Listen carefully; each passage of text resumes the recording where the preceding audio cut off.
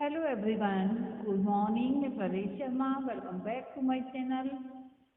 B.Ed first year understanding discipline and subject अर्थात अनुशासन और विषयों की समझ के अंतर्गत जैसा कि हमारा लगातार टॉपिक चल ही रहा है विद्यालय पाठ्यक्रम में शासन केंद्रित ज्ञान की भूमिका। इसी के अंतर्गत आज हमने 2 पॉइंट लिए हैं। पहला पॉइंट है ज्ञान की प्रकृति, नेचर ऑफ नॉलेज। दूसरा पॉइंट है ज्ञान के प्रकार, टाइप्स ऑफ नॉलेज। तो आइए सबसे पहले हम देखते हैं ज्ञान की प्रकृति यानी कि नेचर ऑफ नॉलेज के विषय में। ज्ञान की प्रकृति को ज्ञान की विशेषताओं के माध्यम से समझा जा सकता है। ज्ञान की विशेषताओं को समझने हेतु ज्ञान के सिद्धांत भी पता होने चाहिए। ज्ञान के शाब्दिक अर्थ से भी ज्ञान की प्रकृति को स्पष्ट रूप से समझा जा सकता है, जो कि बताया जा चुका है। क्योंकि जब ये टॉपिक शुरू हुआ तो सबसे पहले ज्ञान का अर्थ और परिभाषाओं के विषय में अच्छी प्रकार से यानी कि वर्णनात्मक रूप में समझाया गया था।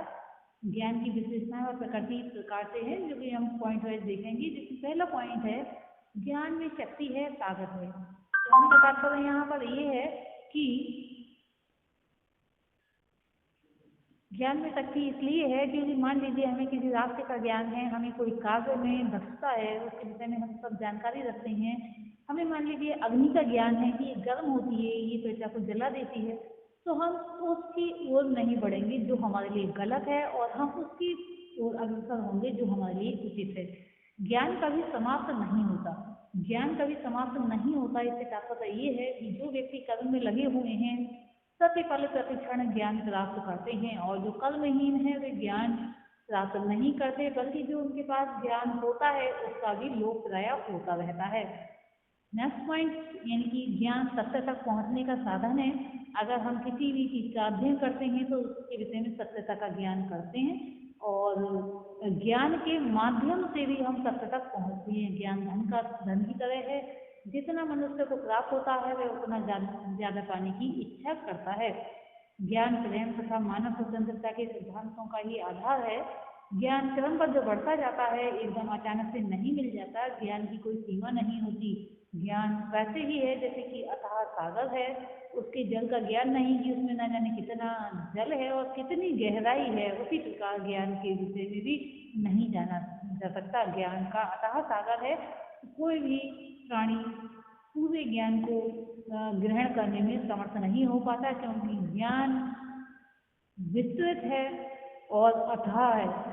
ज्ञान की पुष्टि की जा सकती है, ज्ञान सुनिश्चित है, तथ्य तथा मूल्य ज्ञान के आधार माने जाते हैं। शब्दों के अर्थ, शर्तें, विचार ज्ञान के आधार के रूप में कार्य करते हैं। सूचना ज्ञान का स्रोत है।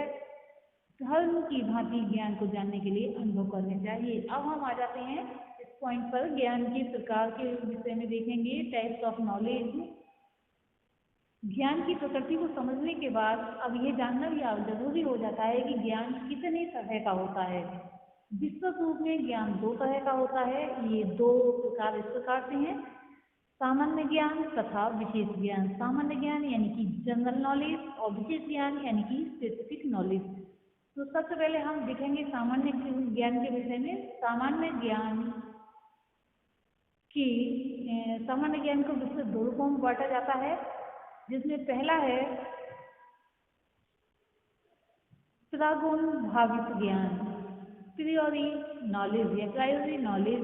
प्रायोगिक ज्ञान यानी कि एम्पिरिकल नॉलेज। सामान्य ज्ञान के प्रकारों के अंतर्गत भारतीय एवं पाश्चात्य दर्शन में इसका विस्तृत रूप से विवेचन मिलता है।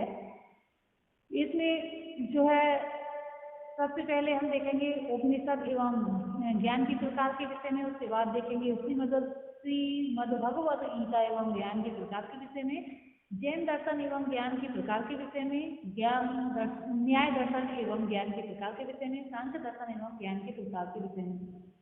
तो सबसे हम ये पहले ये देखेंगे कि ज्ञान के विशेष प्रकार जो है कौन कौन से हैं। Specific types of specific knowledge. इसमें है आप वचनात्मक या अधिकारात्मक ज्ञान, इंद्रिय जनक ज्ञान, या फिर इंद्र ज्ञान, तार्किक ज्ञान, वैज्ञानिक ज्ञान, क्रियात्मक ज्ञान, अंतःप्रज्ञात्मक ज्ञान। तो सबसे पहले आइए हम देखते हैं सामान्य ज्ञान के प्रकार। सामान्य ज्ञान के प्रकार में सबसे पहले आया है, यानी कि भारतीय व पाश्चात्य दर्शन में सामान्य ज्ञान का विवेचन उपनिषद एंड टाइप्स ऑफ नॉलेज, अर्थात उपनिषद एवं ज्ञान के प्रकार। तो इसके संदर्भ में कहा जा सकता है कि उपनिषद में ज्ञान हेतु विद्या शब्द का प्रयोग किया गया है, जिसमें ज्ञान के दो प्रकार बताए गए हैं, पराज्ञान और अपराज्ञान।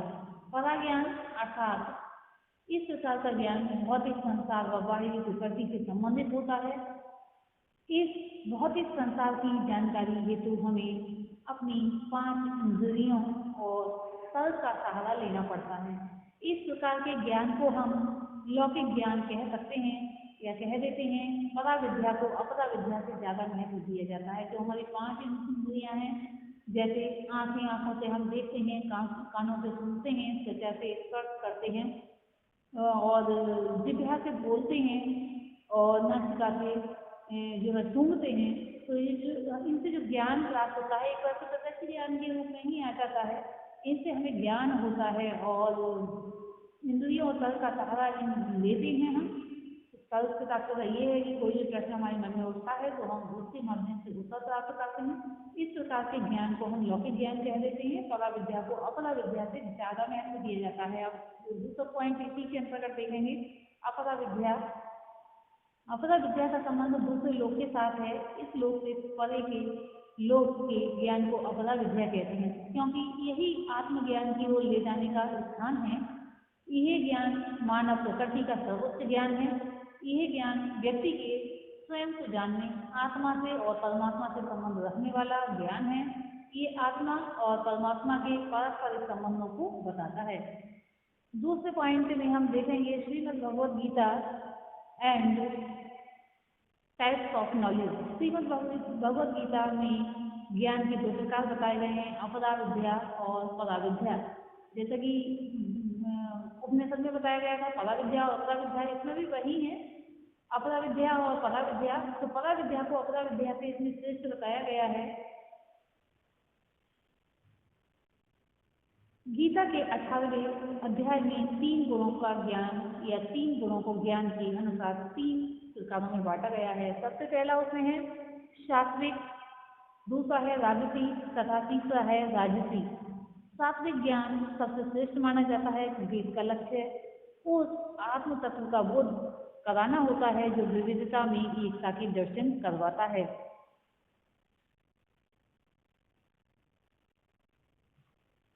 नेक्स्ट हम देखेंगे जैन दर्शन और ज्ञान के प्रकार, यानी कि Jain philosophy and types of knowledge.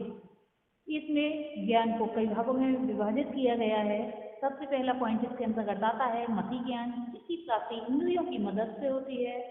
इसे भारतीय दर्शन प्रत्यक्ष ज्ञान का नाम देते हैं। जैसा कि अभी उपनिषद और गीता में भी बताया गया था, प्रत्यक्ष ज्ञान इंद्रियों से होना, जैसे कि वही आँख से देखना और त्वचा से स्पर्श करना और नासिका से सूंघना किसी भी गंध को और कानों से श्रवण करना, तो ये सब प्रत्यक्ष ज्ञान के अंतर्गत आ जाते हैं। दूसरा पॉइंट इसमें आएगा श्रुति ज्ञान, यानी श्रुति नॉलेज। मानव द्वारा जो ज्ञान अपने अनुभवों, व्याख्यानों, पाठ्य पुस्तकों व अन्य घटनाओं व वातावरण से प्राप्त किया जाता है, उसे श्रुति ज्ञान कहा जाता है।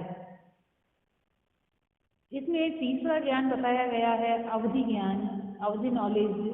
यह ज्ञान अतीन्द्रिय अर्थात इंद्रियों से परे का ज्ञान है। यह आम व्यक्ति को प्राप्त नहीं हो सकता। ये तभी उत्पन्न होता है जब व्यक्ति के कर्म और जिम्मेदारियां बहुत कम हो जाती हैं तथा वह देश व समाज की सीमा को पार कर दूरदर्शिता के रूप में बहुत दूर तक देखने की दृष्टि रखता हो। फोर्थ पॉइंट इसमें आ जाता है मन पर्याय ज्ञान, टेलीपैथी नॉलेज।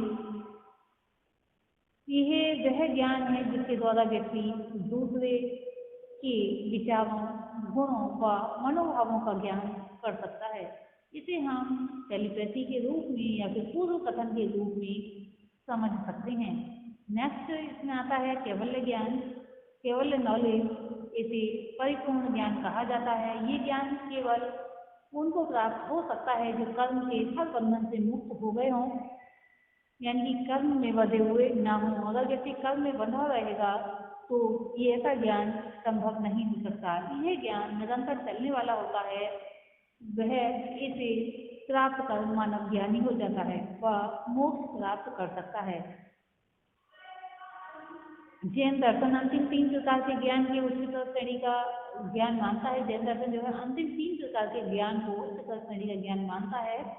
इन्हें व्यक्ति साधना के द्वारा व गहन चिंतन के द्वारा प्राप्ति कर सकता है। न्याय दर्शन और ज्ञान के प्रकार के विषय में हम नेक्स्ट वीडियो में देखेंगे, लेकिन इसी में हम देख लेते हैं जिसके विषय में थोड़ा शॉर्ट में बताया गया था, प्रागुण ज्ञान और प्रायोगिक ज्ञान के विषय में। सबसे पहले देखेंगे प्रागुण भाविक ज्ञान, यानी वह ज्ञान होता है जिसको बुद्धि अनुभव की सहायता के बिना प्राप्त करती है। इस ज्ञान के उदाहरण गणित शास्त्र के क्षेत्र तथा तर्क शास्त्र के क्षेत्र में मिलते हैं। जैसे 2 और 2 4 होते हैं। इस बात को प्रमाणित करने के लिए किसी प्रकार के अनुभव की आवश्यकता नहीं होती है। इसी प्रकार तर्कशास्त्र में ए और बी में जो चिन्ह लगाए जाते हैं, जिसका एग्जाम्पल आपको दिखाना पड़ेगा। ये हम देख रहे हैं कि कौन ज़्यादा है या कम है, अथवा पहले क्या आता है या बाद में क्या आता है, या फिर जैसे कि मान लीजिए कम अंक और ज़्यादा अंक में अंतर जानने के लिए चिन्ह लगाए जाते हैं। ये बात इसलिए ठीक है क्योंकि ये तर्क पर आधारित है। तर्कशास्त्र में निगमन के आधार पर जो तर्क दिया जाता है वह तार्किक नियमों पर आधारित होने के कारण वैध माने जाते हैं। बहुत सारे कथन, कहावतें तथा लोक प्रचलित प्रथाएं, परंपराएं व सत्य जिनको हम दैनिक जीवन में अनुभव करते हैं, ये सभी प्रागुण भाविक ज्ञान के अंतर्गत आते हैं। और प्रायोगिक ज्ञान यानी कि यह अनुभव ज्ञान प्रयोग पर आधारित ज्ञान होता है। ये ज्ञान प्रागुण भाविक ज्ञान से भिन्न ज्ञान है। यह ज्ञान में सेंसरी तथा बाहरी जगत के अनुभव, निरीक्षण तथा मनुष्य के स्वयं के अनुभव, अवलोकन तथा निरीक्षण से प्राप्त होता है। इसलिए कहा गया है कि इंद्रिय ज्ञान के द्वार हैं। Senses are gateways of learning. Next video में हम न्याय दर्शन और ज्ञान के प्रकार, सांख्य दर्शन एवं ज्ञान के प्रकार तथा अन्य दर्शनों के अनुसार ज्ञान और जो तथा उसके प्रकार के विषय में जानेंगे। आज के लिए इतना ही। धन्यवाद।